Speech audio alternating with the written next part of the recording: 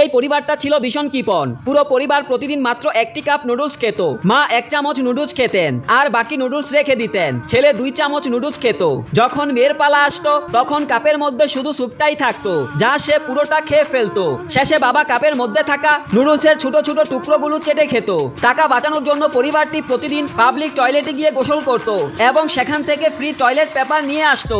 এই পরিবার এত কৃপণ ছিল কারণ বাবার উপর $1 মিলিয়ন ঋণ ছিল। এই কারণে তারা একটি মানি সেভিং প্রতিযোগিতায় অংশ নেয়। প্রতিযোগিতায় প্রতিটি পরিবারকে খরচ করার জন্য $400 দেওয়া হয়। 3 দিনের শেষে যে পরিবার সবচেয়ে কম টাকা খরচ করবে তারা $1 মিলিয়ন জিতবে।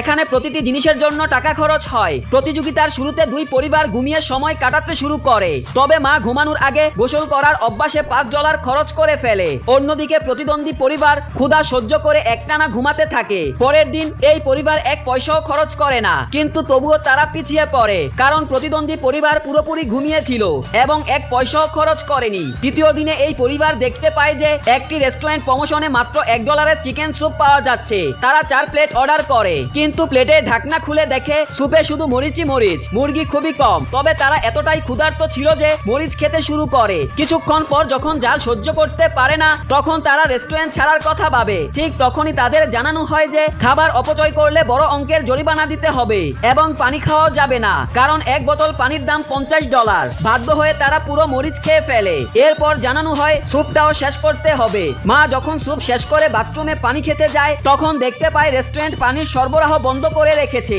মা বাথরুমে থাকার সময় বাবা, ছেলে আর মেয়ে তাদের বাকি স্যুপ মায়ের বাটিতে ঢেলে দেয়। মা ফিরে এসে বাটিতে আবার স্যুপ ভর্তি দেখে অবাক হয়ে যায়, কিন্তু জরিমানা এড়াতে তাকে বাধ্য হয়ে বাকি সবার স্যুপ খেয়ে ফেলতে হয়। সেদিন তারা মাত্র $4 খরচ করে, কিন্তু তাদের প্রতিদ্বন্দ্বী পরিবার তখনও ঘুমাচ্ছিল এবং 1 পয়সাও খরচ করেনি। যখন মনে হচ্ছিল প্রতিদ্বন্দ্বী পরিবার জিতবে, হঠাৎ করে তাদের $100 বাতাসে উড়ে যায় আর এই $4 খরচ করা পরিবার প্রতিযোগিতায় জিতে যায়।